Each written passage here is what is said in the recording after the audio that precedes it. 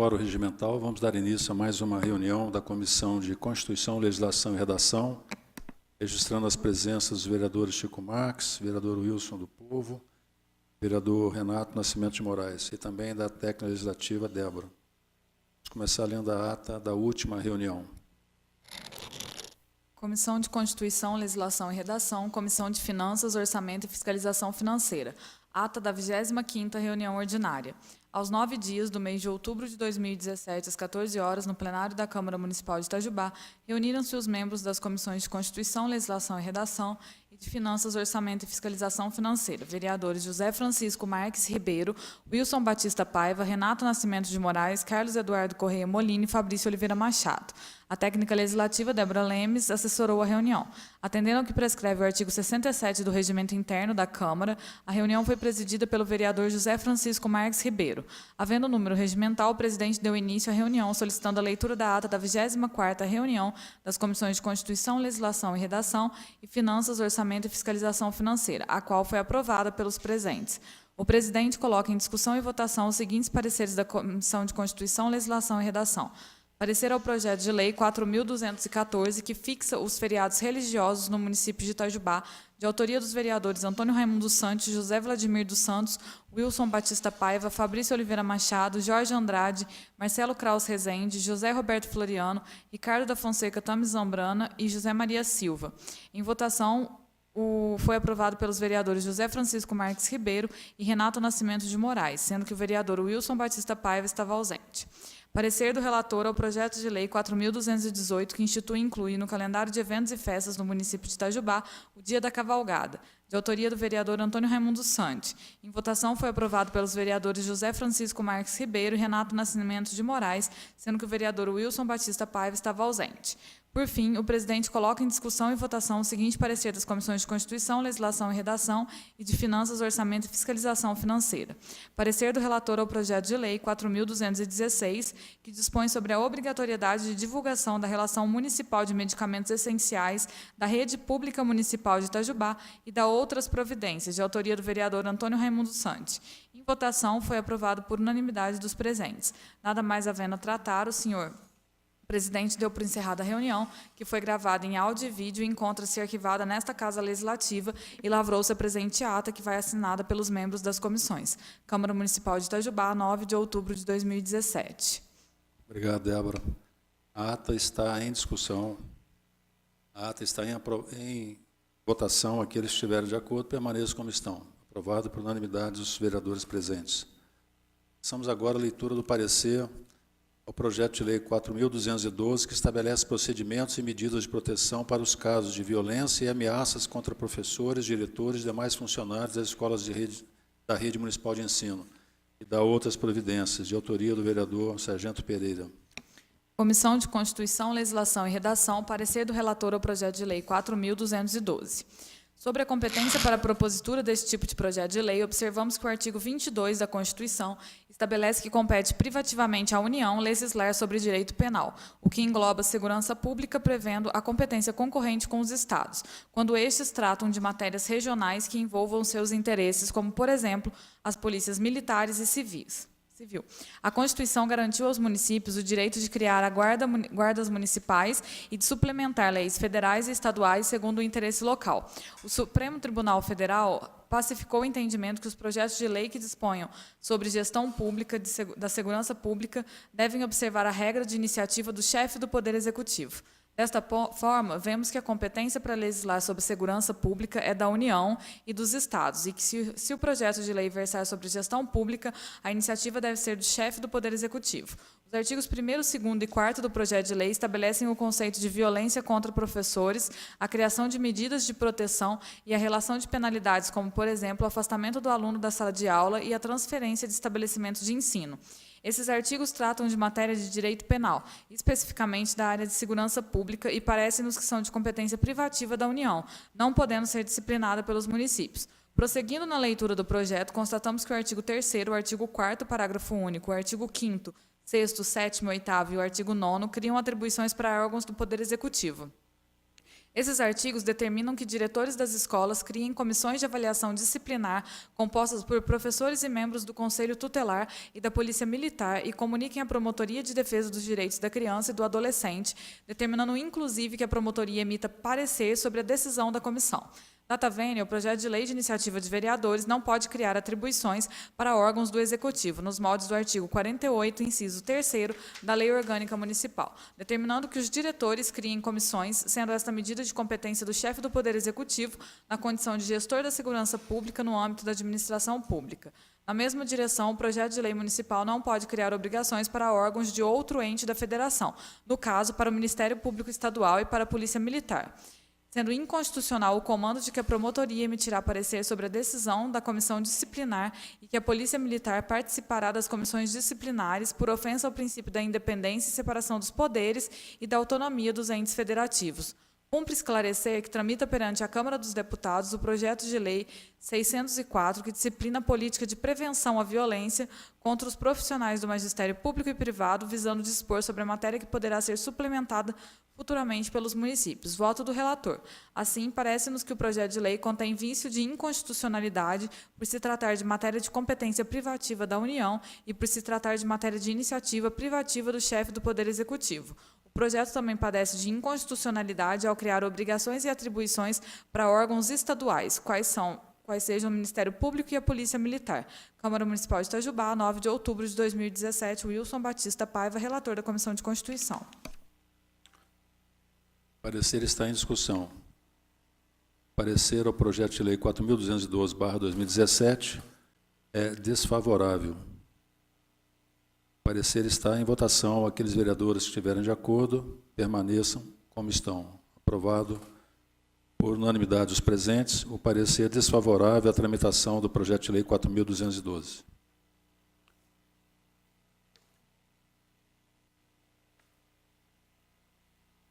Passamos agora à leitura do parecer ao projeto de lei 4.217, que altera dispositivos da Lei Municipal 2.929, de 23 de maio de 2012, que dispõe sobre a obrigatoriedade das concessionárias de automóveis do município de Itajubá plantar árvores para combate ao efeito estufa e dar outras providências, de autoria do vereador Antônio Raimundo Santi.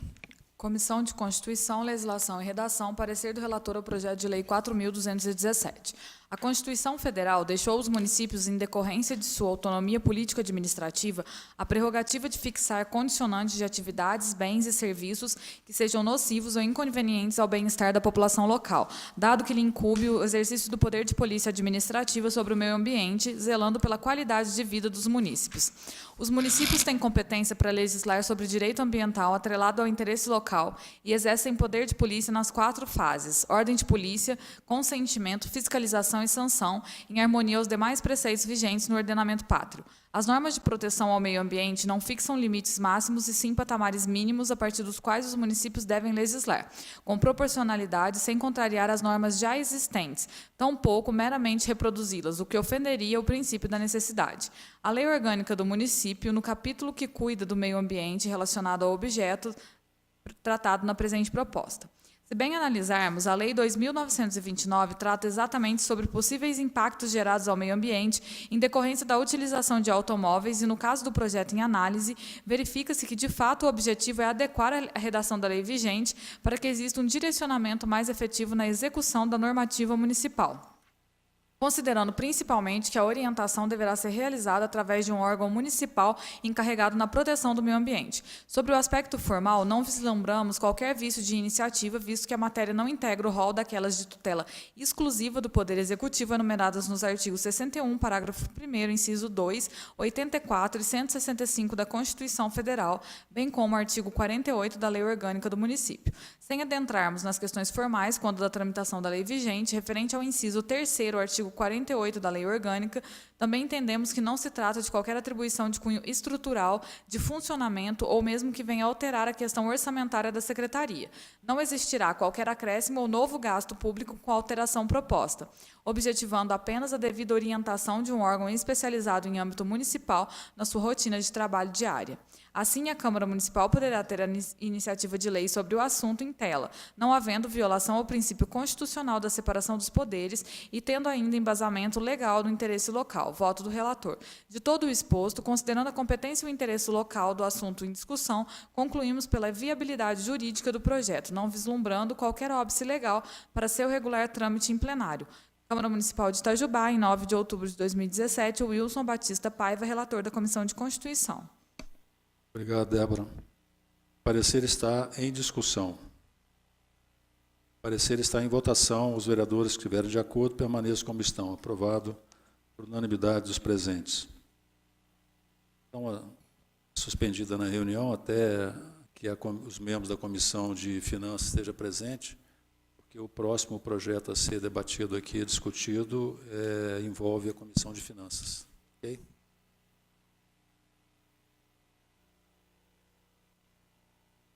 Iniciando a nossa reunião, passamos agora à reunião conjunta das comissões de Constituição, Legislação e Redação e da Comissão de Finanças, Orçamento e Fiscalização Financeira, com as presenças dos vereadores Chico Marques, Wilson do Povo e Renato Nascimento de Moraes, da Comissão de Constituição, e dos vereadores Carlos Eduardo Corrêa Molina e Fabrício Oliveira Machado, da Comissão de Finanças.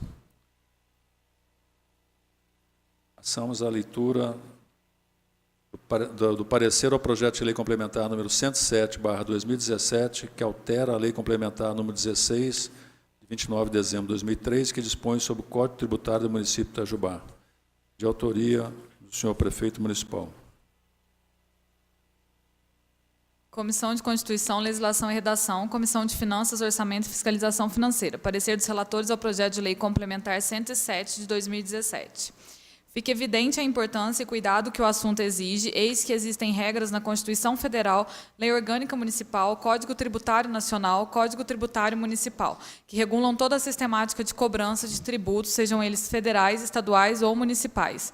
A matéria veiculada nesse projeto de lei se adequa perfeitamente aos princípios de competência legislativa assegurados ao município, esculpidos no artigo da Constituição Federal e autorizada pela competência concorrente entre a União e os municípios. Além dos dispositivos acima, para regular a tramitação do projeto e legal vigência das alterações propostas, também é necessário observar os princípios da anterioridade e o nonagesimal. Nos termos dos citados princípios, a Constituição exige que a lei criadora ou majoradora do tributo, sob ser anterior à situação descrita como fato gerador, seja anterior ao exercício financeiro de incidência do tributo. A Carta Maior veda cobrar tributos no mesmo exercício financeiro em que haja sido publicada a lei que os instituiu ou aumentou. É o princípio da anterioridade da lei tributária. Com a emenda constitucional 42, foi inserida a linha C no item 3º do citado artigo 150, para vedar ainda que o tributo, em regra, seja cobrado antes de decorridos 90 dias da data de publicação da lei que instituiu ou aumentou, anterioridade nonagesimal. De se observar que tanto a regra de que a lei deva ser de exercício anterior como da publicação com antecedência de 90 dias comportam exceções, porém não se aplicam ao caso em análise. A instituição do princípio da noventena teve como objetivo driblar manobras tendentes à publicação de leis majoradoras de tributos no findar do ano, cuja eficácia já pudesse ser exigida no início do ano seguinte. Sem o princípio da noventena, poderia o legislador publicar uma lei fixando o aumento de determinado tributo em 31 de dezembro, que ela surtiria efeitos já em 1º de janeiro, de maneira que, na verdade, driblar um princípio da anterioridade e, consequentemente, ferir a segurança jurídica dos contribuintes. Graças ao princípio da noventena, a lei que institui ou majora o tributo não pode surtir efeitos antes de decorridos 90 dias da sua publicação, observando conjuntamente o princípio da anterioridade. Assim, caso haja publicação de uma lei que majora determinado tributo em novembro, por exemplo, ela surtirá efeitos apenas em meados de fevereiro. Em análise comparativa à tramitação do projeto de lei complementar 107, considerando o atual período, se adequa perfeitamente à possível vigência da alteração pretendida na lei complementar 16. Ou seja, caso a proposição fosse apreciada, aprovada e publicada até 2 de outubro, poderia entrar em vigor já no início de janeiro. Caso sua publicação seja posterior a 2 de outubro e anterior a 31 de dezembro, deverá obrigatoriamente começar a vigorar somente 90 dias da data de sua publicação no exercício de 2018. No mais, referente aos dispositivos do projeto, analisando as alterações propostas pelo chefe do Executivo, verifica-se o objetivo em adequar a redação da legislação municipal à legislação federal que dispõe sobre o assunto. Conforme na própria justificativa acostada ao projeto, visa adequar o Código Municipal à legislação federal vigente, especialmente as leis federais 9.492, 12.767, 13.105, Lei Complementar 157 e adequações redacionais para melhor operacionalização e cobrança dos tributos municipais. Mesmo com as adequações à legislação federal vigente na própria operacionalização do Código, alguns dispositivos do projeto exigem observações. O artigo 1º diz que a operacionalização das obrigações acessórias, no caso dos serviços que especifica, será regulamentada por decreto. Nesse caso, é importante destacar que somente será regulamentada por decreto a operacionalização das obrigações acessórias e jamais qualquer outra que necessite ser especificada no próprio Código. Vale citar que o decreto jamais poderá inovar o assunto, sendo obrigatório que sua finalidade seja apenas em regulamentar. O artigo 2º diz que será acrescido ao artigo 32 os parágrafos 3º e 4º. Analisando a Lei Complementar 16, verificamos que o dispositivo possui apenas um parágrafo único, ficando inadequada a redação proposta via 2 novos parágrafos, sem alteração correta do já vigente parágrafo único. Para a correção, é necessário que se transforme o parágrafo único em parágrafo 1º e renumere os 2 novos parágrafos propostos para 2º e 3º. O artigo 4º do projeto acresce novo parágrafo. Quarto, a Lei Complementar 16, dispondo que a alíquota mínima sobre o INSS será de 2%. Referente à alíquota, é determinação da Lei Complementar 157, que alterou a Lei Complementar 116, que já na alteração exigiu que os entes federados teriam um prazo de 1 ano para revogar dispositivos que contrariam a lei federal. Mesmo que de forma indireta, o anexo 1 do Código Tributário já previa a alíquota de 2%. Pesquisando o atual Código Municipal, especificamente o artigo 44, verificamos que o mesmo é complementado pelos parágrafos 1º e 2º e, na emenda proposta, busca-se acrescer um novo parágrafo 4º. Nesse caso, será necessário realizar a correção do artigo 4º do projeto, estabelecendo que será acrescido um novo parágrafo 3º ao projeto e não parágrafo 4º. Essa correção deverá ser realizada na redação do artigo e na emenda apresentada. Já nos artigos 5º e 6º do projeto, busca-se alterar o mesmo artigo do Código Municipal. No artigo 5º, pretende subdividir o caput de forma didática, inovando com a possibilidade da cobrança via protesto extrajudicial. Além das já previstas via amigável e judicial, nos parágrafos 1º e 2º estabelecem nova redação, dispondo que os meios de cobrança serão independentes entre si, cabendo à administração aferir a conveniência e oportunidade que a certidão de dívida ativa poderá ser levada a protesto qualquer que seja o valor do crédito tributário e não tributário. Referente à cobrança via protesto extrajudicial, vale destacar que o Supremo Tribunal Federal declarou em novembro de 2016 constitucional o processo de certidões de dívida ativa. Por maioria de votos, 7-3, os ministros julgaram improcedente a adinha ajuizada pelo CNI contra o dispositivo da Lei 9.492, que regulamentou os serviços referentes ao protesto de títulos e outros documentos de dívida. Dessa maneira, não existe qualquer ilegalidade ou inconstitucionalidade na inovação pretendida pelo chefe do Executivo. Na nova redação pretendida, nos parágrafos 1º e 2º, a nosso ver, trata-se de necessária adequação à nova redação proposta no caput do artigo 213. Mesmo dispondo que, cabendo à administração aferir a conveniência e oportunidade para utilizar de qualquer deles, a cobrança jamais poderá ser discricionária e sim vinculada, devendo ser exigida independente da conveniência e oportunidade do sujeito ativo. No caso da redação destacada acima, fica claro que a discricionariedade será pelo meio da cobrança, seja via amigável, protesto extrajudicial ou via judicial, e não pela exigência pelo pagamento do tributo inscrito na dívida ativa. Apenas destacamos que na nova redação não consta a obrigatoriedade imediata na cobrança para que o débito seja pago no menor tempo possível. Mesmo sendo uma obrigação vinculada e obrigatória da Fazenda Pública, sugerimos que a redação prevista no atual parágrafo 1º fosse adaptada à proposta, consignando que, independente da forma de cobrança, o ato deverá ser realizado imediatamente no menor tempo possível. Referente à redação do caput do artigo 248, está ocorrendo uma modificação nos termos do novo Código de Processo Civil, estabelecendo que os prazos processuais serão contados em dias úteis e não contínuos, como na lei vigente. Naturalmente, os prazos beneficiarão os contribuintes na busca do devido processo. No que diz respeito às alterações contidas no anexo 8º, anexo único do projeto de lei, a proposta inova no que diz respeito à cobrança da taxa de lixo, com o maior número dos níveis de metragem existentes nos itens residências e serviços, comércio e indústria, mantendo os mesmos níveis para coleta seletiva e de entulhos. Além das alterações nas metragens das atividades sujeitas à taxa de coleta de lixo, também está prevendo a correção da unidade fiscal de referência em cada nível especificado no anexo. Observadas as normas expostas exigidas para um aumento de tributos, esta alteração é prerrogativa e competência do chefe do Executivo Municipal, devendo ser avaliada e votada pelos nobres vereadores.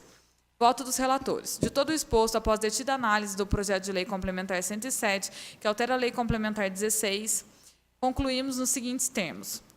O pedido de urgência solicitado pelo chefe do Executivo na tramitação do presente projeto, nos termos do parágrafo 3º, artigo 50 da Lei Orgânica, não se aplica à matéria cuidada via projetos de código. Assim, no caso do projeto de lei complementar 107, os prazos e regras estabelecidos nos parágrafos 1º e 2º do artigo 50 da Lei Orgânica não são de observância obrigatória. A observância aos princípios da anterioridade da noventena são condicionais para a aplicação das alterações propostas no presente projeto de lei. Caso o projeto fosse sancionado até 2 de outubro, ele teria sua vigência já no início do exercício de 2018. No contrário, sua vigência será em conformidade com a data de sua aprovação, sanção ou publicação. Não sendo aprovado no presente exercício, sua aplicação somente será legalmente possível no ano seguinte à sua aprovação, observada a noventena. Após as ressalvas e observações realizadas nos itens anteriores, com as correções do artigo 2º e 4º, nosso entendimento é que o projeto de lei complementar 107 está de acordo com as normas constitucionais e legais pertinentes, não existindo qualquer óbice para o seu regular trâmite em plenário. Itajubá, 5 de outubro de 2017, Wilson Batista Paiva, relator da Comissão de Constituição, Carlos Eduardo Correia Molina, relator da Comissão de Finanças. Obrigado, Débora. O parecer está em discussão. O parecer está em discussão com as ressalvas e observações realizadas com relação às correções do artigo 2º e artigo 4º, que acabou de ser lido. O parecer... Pois não, vereador Fabrício. Boa tarde, senhor presidente. Boa tarde, vereador Wilson, vereador Molina, vereador Renato, Gustavo e Débora. Gustavo, você que fez o relatório, eu queria só saber se aqui está pedindo uma alteração o anexo único diz respeito à cobrança da taxa de lixo com maior número de níveis, metragem. Esse aumento está corretamente dentro da lei ou está? Porque como não faz tempo que não teve essa... Está vindo há muito tempo, não está tendo esse aumento. Então, essa taxa ela está dentro dos parâmetros normais da lei ou está tendo uma retroatividade do aumento? Uma gradatividade, vamos dizer assim. Desde o último aumento da coleta até nos dias atuais. Vereador, primeiro, boa tarde a todos. Assim, esse projeto de lei complementar, na verdade, ele altera a lei complementar, o nosso Código Tributário Municipal. Okay? Então, alguns dispositivos são mais operacionais, tá? E adaptações à leis vigentes. Tá? Igual a própria Débora leu no parecer, principalmente a realização de contagem de prazos úteis, a operacionalização, cobrança extrajudicial, tá? As principais coisas, e algumas coisas a mais de operacionalização. Referente ao anexo único, ele altera o anexo 8 da Lei Complementar 16 Municipal, do Código Tributário Municipal. Esse anexo 8, ele dispõe sobre o pagamento da taxa de coleta de lixo. E o nosso Código Tributário, há um tempo já, ele utiliza a unidade fiscal de referência de Itajubá. Tá? E todo ano ela pode ser atualizada via decreto, ela foi instituída via lei, e todo ano ela tem uma autorização de recomposição da perda da moeda, tá? Nesse valor dela. Tá? Em Itajubá, eu acho que hoje, salvo engano, acho que R$ 72,00, coisa assim. Isso, coisa 76, coisa assim.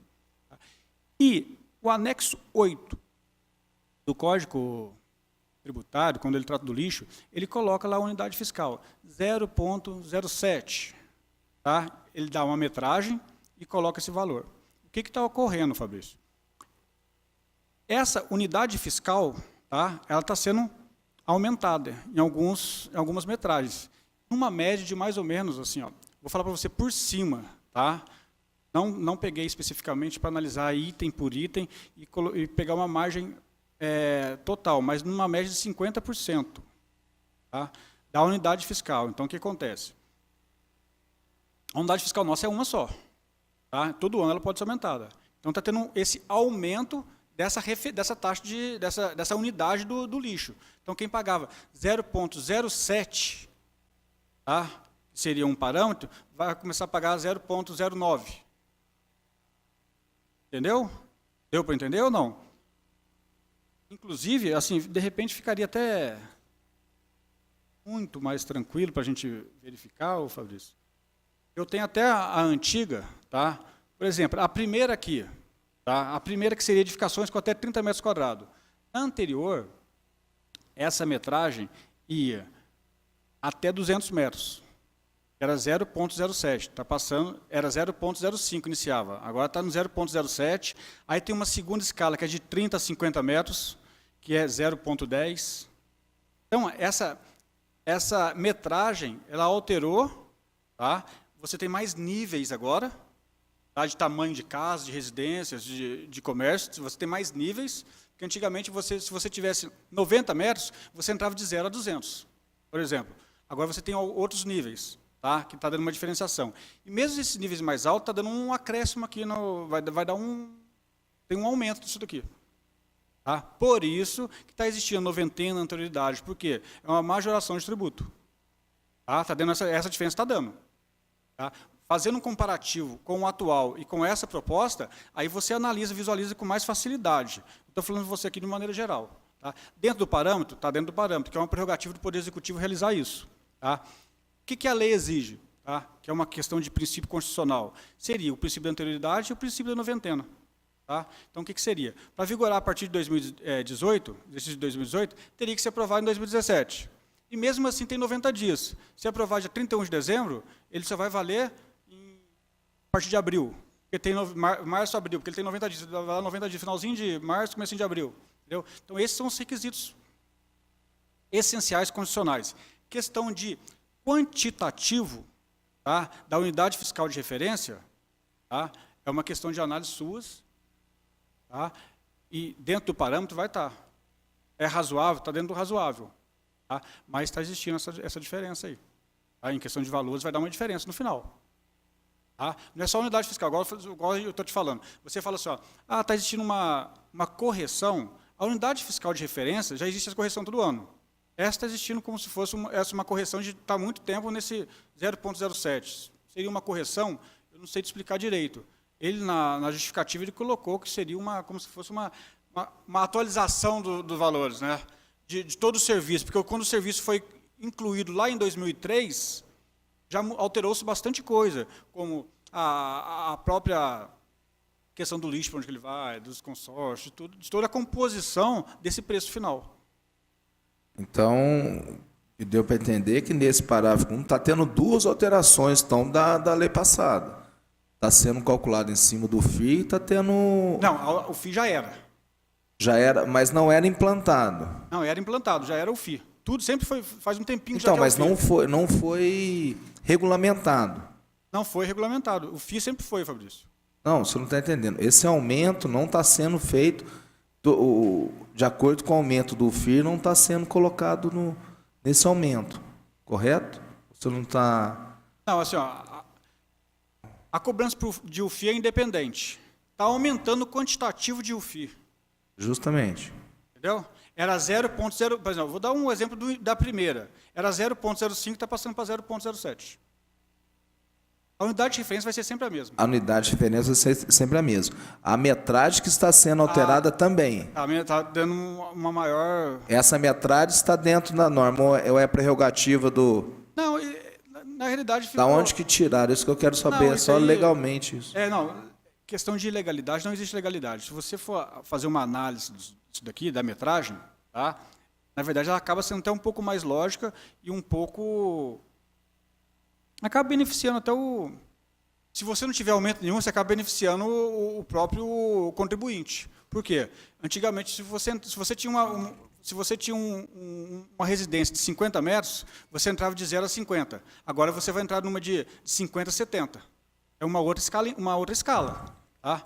Agora, da divisão da escala aqui, aí é uma prerrogativa deles. Como eles fizeram isso? Como que eles pegaram de inicial de 30 a 50. Por que eles pegaram de 50 a 70, de 70 a 100? Aí foi uma questão deles, uma questão técnica deles. Tá? Por quê? Um exemplo, na análise, tá, de projetos lá, eles deveriam ver bastante essa diferença de construção de casa, por exemplo. Tá? Então, eles fizeram essas escalas para ter maior diversidade, para você não ter uma casa pequena e enquadrar lá nos 200 metros. Tá? Eles tiveram essa iniciativa. Tá? O porquê corretamente não tem na justificativa, tá? Dessa escala, dessa diferenciação de escala. Não sei te falar. Tá? Tecnicamente falando. Ilegalidade não existe. Tá? O doutor Gustavo, mas Pois não. o que eu estou entendendo que o vereador Fabrício está dizendo é o seguinte: se antes a faixa era, por exemplo, de 0 a 200, agora criou faixas intermediárias, mas quem estava próximo de 200, numa residência de 200 metros quadrados, é que talvez não, certamente vai ter o maior aumento. Se naquela faixa agora, que era 0,5 antigamente, ou atual, vai passar para 0,10, aumentou 100%. Pode acontecer isso daí, claro. Então, a sua pergunta, eu acho que era o que, vamos dizer, como é que estão esses níveis de reajuste? A gente saber se aumentou 100%, se aumentou 200%, se aumentou 300%. Numa geral, vereador, assim, não cabe a nós analisar isso daí, porque o que acontece? O aumento de tributo, desde que ele obedeça os princípios constitucionais e esteja previsto em lei, você pode aumentar o tributo do negócio. Você tem que ser, às vezes, razoável, proporcional, tá? Em alguns tributos para que não ocorra assim. Não pode ocorrer, você não pode pagar tributo e ocorrer confisco. Você perdeu o bem. É uma questão de mérito, não é uma de questão parecer, de mérito, né? não parecer. Agora, essa questão das escalas aqui, ô José Francisco, seria uma questão até de perguntar para o pessoal do Executivo, eu não sei falar para vocês, mas pode acontecer isso sim. Se no começo pode aumentar 50%, lá no próximo ao 200 pode aumentar mais um pouquinho. Aí tem que fazer uma análise comparativa e verificar certinho como está sendo o percentual. Não consigo falar para vocês com certeza. Boa tarde a todos. Não vou fazer cálculos, eu nem estou com a tabela aqui. Mas eu entendo o seguinte, vendo a justificativa do Poder Executivo, fica claro que há 14 anos, aproximadamente, essa taxa de coleta de lixo está defasada. Então, entendo que foi isso que motivou essa alteração agora da tabela. E, ao fazer essa alteração da tabela, foi feita uma composição por faixas, porque realmente, conforme o doutor Gustavo está dizendo, uma faixa única de 0 a 200 metros quadrados coloca famílias que moram numa casa razoavelmente grande, de 200 metros, pagando a mesma taxa de uma família mais modesta, que mora numa pequena casa de 30, 40 metros quadrados.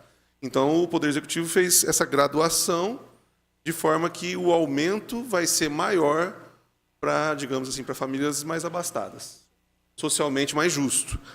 E, junto com isso, paralelamente, vai haver um aumento para todos. Um aumento para todos, porque hoje, até tem aqui na justificativa, uma continha aqui, para uma residência de 70 metros quadrados, é um exemplo que foi dado, e nesse exemplo, a cobrança chega a 35 centavos por coleta. Não tem em nenhum local aqui da justificativa o montante, né, dos valores, né, que o Executivo gasta com a coleta. Mas, certamente, gasta-se mais do que isso, razão pela qual eles estão buscando essa recomposição de perda. Sim, doutor. Complementando sua palavra aí, o que a gente leva em consideração, a justificativa, e essa sua colocação, é que justamente, quando foi, esse Código Tributário ele é de 2003, salvo engano. Então, o que acontece? Quando foi composto todos esses valores, a despesa com a taxa do lixo, eles tinham um cálculo. Tá? E hoje, de repente, pela justificativa, o cálculo para fazer face à despesa parece que aumentou. Entendeu? Aí está acontecendo essa variação também. É mais ou menos nesse raciocínio. Inclusive, esse exemplo, ele dá de 35 centavos aqui. Aí, logo depois, aí ele coloca assim, estou falando pela justificativa, tá? Notória a insuficiência dos recursos recolhidos para fazer frente às despesas do município. Pois é certo que o serviço envolve na coleta, transporte, destinação, gasto com utilização de veículos especiais, combustível, mão de obra, licenciamento ambiental, equipamentos e demais gastos oriundos do tipo de atividade. Então, o que acontece? Parece que não estava conseguindo fazer face a despesa. Tá? Só para colaborar com você aí. Uma outra observação que eu faria é que nós estamos falando de uma taxa, né? Uma taxa, o doutor Gustavo talvez saiba me explicar melhor, né? Mas a taxa é diferente de imposto, né? A taxa é algo que se cobra por um serviço específico, no caso aqui, coleta de lixo. O que acontece? E aí tem, portanto, esse parâmetro, o parâmetro de quanto que se gasta para oferecer o serviço. Então, o que dá a entender é que hoje se gasta muito mais do que o que é recolhido pela taxa para se prestar o serviço, dado o fato de 14 anos sem reajuste. Um aspecto importante, Molina, de colocar, o que acontece? Existe o tributo, tá? O tributo é tripartido. O pessoal usa tripartida ou tem um pessoal que divide em 5, tá? Mas vamos focar no básico aqui, tripartido. Aí seria o imposto, a contribuição de melhoria e as taxas. Tá? Aí, o imposto, na realidade, ele vai para o caixa único da prefeitura. O imposto ele não é vinculado. Tá? Então, às vezes o pessoal reclama, mas a gente paga IPVA, mas não arruma as estradas. Não, o IPVA, por exemplo, então, um exemplo do IPVA, ele vai no total. Entendeu? Então, ele ajuda, ele faz face a outras despesas também. Então, o imposto ele não é vinculado. A taxa é uma contraprestação daquilo que você está fazendo. Inclusive, ela tem que ser subdividida. Inclusive, ele faz até o cálculo. No cálculo dela, você tem que subdividir ela. E, muitas vezes, essa divisão acaba sendo difícil. Tá? Aí, então, o que acontece? Ela é uma contraprestação. Então, o que deve estar envolvendo tudo isso daí é justamente essa contraprestação não está sendo suficiente. Né? O valor arrecadado não está sendo suficiente à contraprestação. Pode estar acontecendo isso daí, porque ela tem a contraprestação, é diferente do imposto. O imposto não interessa se você está fazendo. É independente se você está fazendo o serviço ou não, o imposto não é vinculado. E a taxa ela é vinculada. Aí a contribuição de melhoria já seria uma melhoria no ambiente público, aí, em algum lugar, devido a uma obra. Aí essa diferença que dá antes e depois da obra é onde o poder público tem o poder de instituir essa contribuição aí. Tá? Então, mais ou menos essas são as diferenças. Parecer continua em discussão. Parecer com as observações, com as correções propostas pelos relatores das duas comissões, com relação ao artigo 2º e artigo 4º, está em votação. Vereadores que estiverem de acordo, permaneçam como estão. Aprovado por unanimidade dos presentes. Nada mais havendo a tratar, damos por encerrada a presente reunião, agradecendo a presença de todos os vereadores, do doutor Gustavo e da técnica legislativa Débora.